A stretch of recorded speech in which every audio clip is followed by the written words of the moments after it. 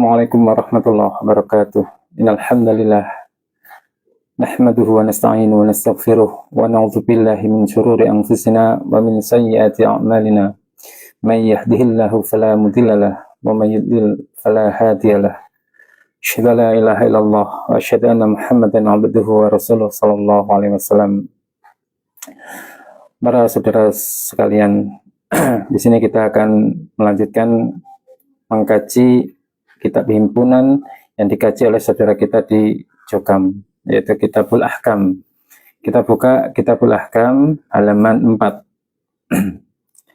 Bismillahirrahmanirrahim. Hadatsana Utsman ibn Abi Syaibah, hadatsana Sufyan an-Zuhri an Amir ibn Sa'id an Abi qala Rasulullah sallallahu alaihi wasallam, inna 'azamal muslimin, sesungguhnya lebih besarnya orang-orang Islam, fil muslimin, di dalam orang-orang Islam, jurman, kejahatannya atau dosanya, yaitu man sa'ala an amrin, orang yang menanyakan dari sesuatu, lam yuharram, yang tidak diharamkan, fakhurima, maka diharamkan, ala nasi, atas manusia, min ajlin mas'alatihi. Ini adalah kejahatan yang paling besar, yaitu orang muslim yang paling besar dosanya atau kejahatannya terhadap kaum muslimin lainnya adalah orang yang bertanya tentang sesuatu yang sebelumnya pertanyaan ini tidak diharamkan. Jawaban dari pertanyaan ini tidak diharamkan. Menanyakan sesuatu yang sesuatu itu sebelumnya tidak diharamkan. Kemudian akhirnya sesuatu tersebut diharamkan bagi kaum muslimin karena arah pertanyaannya. Nah, ini termasuk Allah sendiri dalam surat Al-Maidah ayat 101 mengatakan, berfirman, ya ayyuhalladzina amanu la tas'alu an asya'in in tubdalakum tasukum. Wahai orang-orang yang beriman, janganlah kalian menanyakan sesuatu hal yang diterangkan kepada kalian kemudian jawabannya itu menyusahkan kalian. Ini termasuk menanyakan sesuatu yang untuk permainan, sehingga hasilnya menyusahkan, itu tidak diperbolehkan, dan ini menjadi sebab-sebab kebinasaan atau kerusakan umat-umat terdahulu. Nabi kita Muhammad sallallahu alaihi wasallam mengatakan, "Dzaruni ma taraktukum fa inna ma halaka man kana qablakum bi kathrati su'alihim wa ikhtilafihim ala anbiya'ihim." Rasulullah mengatakan, biarkanlah aku terhadap apa yang aku tinggalkan kepada kalian. Sesungguhnya binasanya orang-orang sebelum kalian itu karena mereka memperbanyak pertanyaan-pertanyaan dan penentangan mereka terhadap nabi-nabi mereka. Jadi umat-umat terdahulu itu sudah binasa itu karena banyaknya pertanyaan dalam masalah syariat. Boleh bertanya, akan tetapi ketika pertanyaan itu menjadikan sebab kita menjadi berat menjalankan syarat, ini yang tidak diperbolehkan. Jadi pertanyaan-pertanyaan yang dapat membinasakan itu termasuk bertanya tentang, yang pertama itu bertanya tentang hal-hal yang didiamkan oleh syariat. Di dalam syariat itu tidak dijelaskan. Nah, ini kita tidak boleh menanyakan. Yang kedua, bertanya tentang hal-hal yang tidak ada manfaatnya, dan tidak adanya kebutuhan, karena bisa jadi jawabannya itu akan berakibat buruk untuk kita. Kemudian yang ketiga, bertanya dengan tujuan menghina, mengejek, mengolok-olok, banyak bertanya mengenai masalah-masalah yang belum terjadi, bertanya tentang pertanyaan yang sifatnya memaksa, menyusahkan, dan mengada-ngada. Sebab terkadang pertanyaan seperti ini jawabannya banyak, sehingga sulit untuk mengamalkan. Sebagaimana kisahnya kaum Bani Israel yang menanyakan tentang sapi umurnya berapa, warnanya apa, itu akhirnya menyusahkan mereka. Kemudian yang keempat itu bertanya tentang hal-hal yang Allah Ta'ala menyembunyikan dari hamba-hambanya dengan sebab adanya hikmah. Ini juga tidak boleh. Yang jawabannya itu yang diketahui, yang tahu hanya Allah saja. Maka kita tidak boleh menanyakan, contoh bertanya tentang rahasia takdir, waktu terjadinya kiamat, hakikatnya roh dan sebagainya. Ini jawaban yang tahu hanya Allah saja dan ada hikmahnya. Adapun pertanyaan selain itu maka diperbolehkan dan dituntut menurut syariat, boleh untuk memperbanyak ilmu, untuk menambah pemahaman kita terhadap ilmu, itu diperbolehkan. Fas'alu ahla dzikr in kuntum la ta'lamun. Hadatsana Amr bin Utsman, hadatsana Walid al-Auza'i an Abi Ammar an Abdullah bin Faruh an Abi Hurairah qala Rasulullah sallallahu alaihi wasallam ana sayyidu waladi Adam, saya adalah gustinya, pimpinannya, anak turunnya Adam. Wa awwalu man tangshaqqu, dan awalnya orang yang pecah terbelah. Artinya bangkit anhu al-ardu, bangkit dari bumi. Wa awwalu syafi'in wa awwalu musyaffa. Kata Rasulullah SAW, aku adalah pimpinan anak cucunya Adam, keturunannya Adam di hari kiamat nanti. Dan aku adalah orang yang pertama dibangkitkan dari kubur. Dan aku adalah orang yang pertama memberikan syafaat untuk umatnya Rasulullah SAW, dan orang yang pertama diberi hak untuk syafaat, diterima syafaatnya. Itu ya Rasulullah ini. Ini yang kita bahas adalah makna sayyid ini ya, yang sering salah artikan. Rasulullah mengatakan ana sayyidu waladi Adam. Kalau dalam riwayat lain ana sayyidu waladi Adam yaumil qiyamah. Itu. Saya adalah sayyidnya atau pimpinannya anak turunnya Adam di hari kiamat. Hakikat gelar sayyid itu adalah pemimpin, tidak hanya dikhususkan kepada Rasulullah SAW saja. Kata sayyid bisa diberikan kepada para tokoh agama, di antaranya para ulama, kemudian sahabat, bahkan Rasulullah SAW sendiri pernah menyebut beberapa sahabatnya dengan kalimat sayyid. Termasuk Nabi SAW bersabda tentang Hasan bin Ali bin Abi Thalib, inna bni hadza sayyidun. Ini anak saya, maksudnya cucu saya Hasan ini adalah sayyid, pemimpin. Nabi SAW juga pernah bersabda pada orang Ansor untuk menghormati pemimpinnya, yaitu Sa'ad bin Mu'adz radhiyallahu anhu. Ketika Sa'ad datang, beliau Rasulullah SAW menyeru kepada orang-orang Ansar, mengajak orang-orang Ansar, qumu illa sayyidikum, berdirilah kalian, sambutlah pemimpin kalian. Kemudian juga para sahabat itu juga menyebut sahabat lainnya dengan kalimat sayyid, dari kalimat sayyid. Umar bin Khattab juga pernah mengatakan kepada tentang Abu Bakar dan Bilal, Abu Bakar sayyiduna wa ataqa sayyiduna, yakni Bilal bin Rabah. Abu Bakar ini adalah pemimpin kita, dan dia juga memerdekakan pemimpin kita, yaitu Bilal bin Rabah, yang saat itu masih menjadi budak, kemudian dimerdekakan oleh Abu Bakar. Jadi Umar sendiri mengatakan Abu Bakar sebagai sayyid, Bilal juga sebagai sayyid.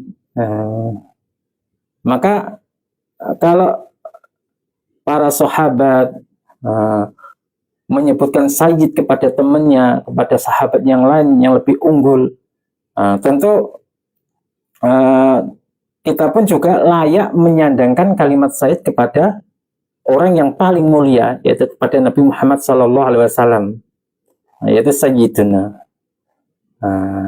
Akan tapi ada hadis lain yang menerangkan bahwa Rasulullah pernah melarang seorang sahabat yang bernama Abdullah bin Syekhir menyematkan kalimat sayyid kepada Rasulullah ketika bertamu kepada Rasulullah.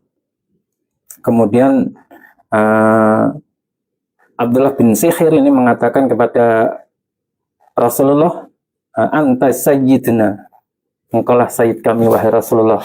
Kemudian Rasulullah mengatakan as-sayyidu Allah, pemimpin itu adalah Allah. Ini Rasulullah menegur kepada Abdullah bin Syekhir bahwa pemimpin tertinggi yang utama itu adalah Allah. Ini maksudnya karena dalam hadis lain, riwayat lain, karena pengagungan yang berlebihan dari Abdullah bin Syekhir kepada Rasulullah kemudian ditegur oleh Rasulullah. Maka kita tidak boleh mengagungkan seseorang melebihi pengagungan kita kepada Allah Subhanahu wa taala.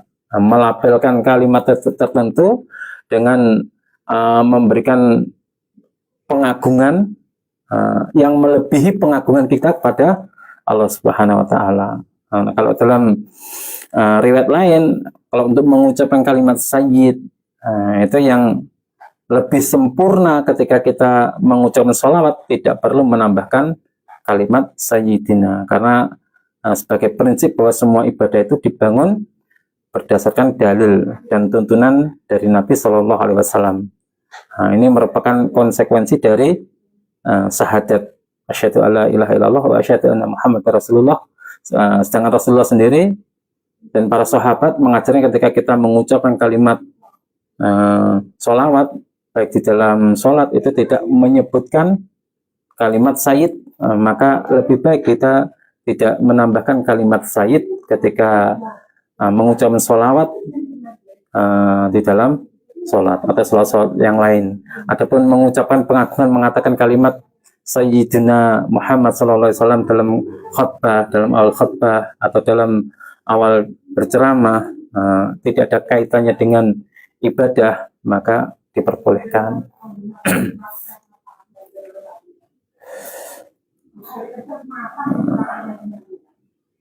Hadatsana Mu'ammal ibn al-Fadl, hadatsana Muhammad bin Shu'aib bin Shabur, an Yahya bin Haris, an Al-Qasim, an Abi Umamah, an Rasulullah sallallahu alaihi wasallam, annahu qala.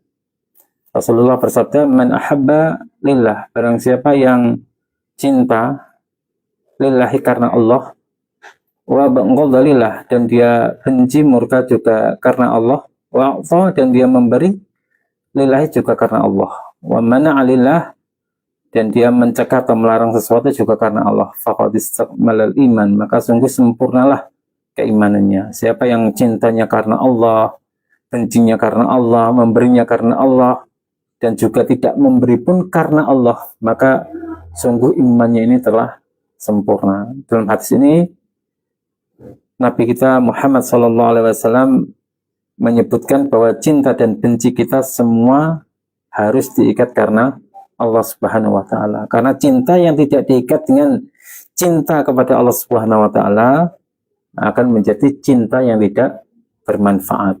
Al-Imam Ibnu Qayyim itu dalam kitab Al-Fawaid menjelaskan tentang 10 perkara yang tidak ada manfaatnya sama sekali. Salah satunya cinta yang diikat, yang tidak diikat dengan cinta kepada Allah Subhanahu wa taala. Maka ini tidak ada manfaatnya sama sekali. Ketika seseorang mencintai harta, itu berarti hanya sebatas syahwat saja. Ini tidak ada manfaatnya. Ketika seseorang mencintai karena rupanya, rupawan, ini juga hanya syahwat saja, tidak ada manfaatnya. Bahkan seringkali cinta yang seperti ini, cinta yang didasari karena syahwat, tidak karena Allah, tidak cinta karena Allah, maka akan memberikan dampak yang buruk. Apa dampaknya? Ketika harta itu hilang, maka cintanya juga akan hilang. Ketika cantiknya atau tampannya seseorang hilang, maka cintanya itu juga akan hilang. Tapi ketika cinta itu diikat dengan cinta Allah, dan cinta kita pun karena Allah Subhanahu wa taala, maka itu akan menjadi cinta yang lurus. Oleh karena itu, Di dalam suatu hadis Rasulullah SAW menyebutkan bahwa sekuat-kuatnya tali iman itu adalah cinta dan benci karena Allah Subhanahu wa taala.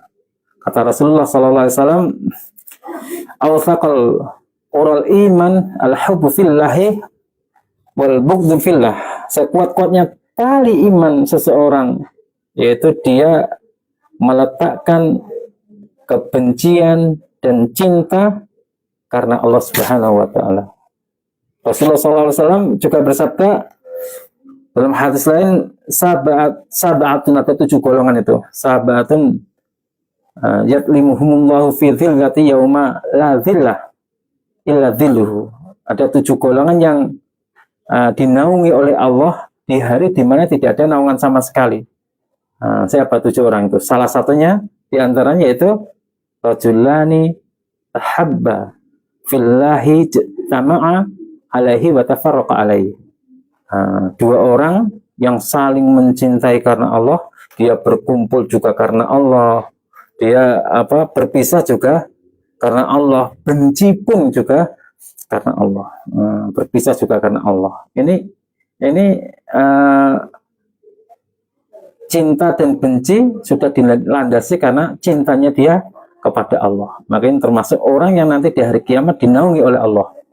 Ada lagi orang yang mencintai saudaranya karena Allah, dia juga akan merasakan manisnya keimanan ketika melihat saudara seperjuangan, saudara seiman susah kita bantu karena cintanya kita kepada Allah dan kita mampu untuk membantu. Falafin man kunna fihi wajada halawatil iman. Ada 3 hal yang mana siapapun orangnya yang 3 perkara ini ada di dalam dirinya, maka dia akan mendapatkan manisnya keimanan. Apa 3 perkara itu? Ayyakunallah wa rasuluhu ahabbu ilaihi mimma siwahuma. Itu yang pertama, bahwa Allah dan Rasulnya lebih dia cintai dari segala-galanya. Dari segala-galanya. Yang kedua, wa ayyuhibbul mar'u la yuhibbuhu illallah. Dia mencintai seseorang juga karena Allah, karena cintanya kepada Allah. Dan yang ketiga, wa ayyakrah ayyauda fil kufri kama yakrah ayyuqadzafu finnar. Ayyuqadzafu finnar. Dan dia tidak suka untuk kembali kepada kekafiran, baik kafir besar maupun kafir kecil, sebagaimana ia tidak dilemparkan ke dalam api neraka. Jadi 3 hal ini, 3 hal ini yang menyebabkan kita merasakan manisnya keimanan. Semoga kita semua di sini yang baik yang mendengarkan kajian ini, Allah memberikan kemudahan kita bisa merasakan manisnya keimanan. Jadi teman-teman kita yang sudah hijrah, perbanyak untuk mengkaji. Teman-teman yang sudah hijrah, perbanyak ilmu, karena ilmu di luar Islam Jamaah yang semula kita terkungkung dalam Islam Jamaah ini ternyata luas sekali. Jangan membenci seseorang atau kelompok yang didasari bukan karena Allah, atau jangan mencintai seseorang yang tidak didasari karena Allah. Semua yang kita lakukan, usahakan kita kerjakan karena cinta kita kepada Allah Subhanahu wa taala. Salah demikian yang bisa kami sampaikan, ada kurang lebihnya dalam menyampaikan, kami mohon maaf yang sebesar-besarnya. Subhanakallahumma bihamdik asyhadu an la ilaha illa anta astaghfiruka wa atubu ilaik. Assalamualaikum warahmatullahi wabarakatuh.